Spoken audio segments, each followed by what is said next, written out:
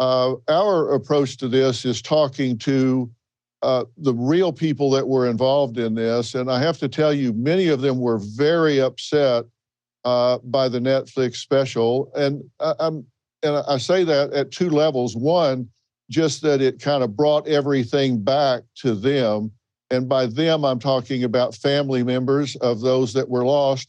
And I talked to two men that were actually traumatized by him, raped by him, beaten by him, tortured by him, but survived and got away. And they say who he really is and how he was depicted in that series are two very different people. I think they feel like that in the Netflix special, they weren't excusing what he did, but they felt like it was kind of romanticized and that it was contextualized in that there was a pull to kind of understand how he got to be where he was and an empathy pull. And they said, that is not who he was. This was a cold-blooded killer that took great pleasure in torturing people, dragging it out, and then murdering them. They encountered him in the military.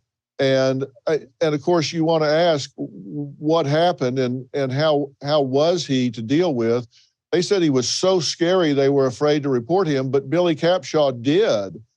He went to the military nurse and asked for a rape kit and said the whole thing was buried because they didn't want to acknowledge that there was any gay activity going on in the military. The revelations that they gave about his demeanor and how he was really lined up with how I was analyzing him as an individual based on the interview I did with his father and stepmother who helped raise him some time ago.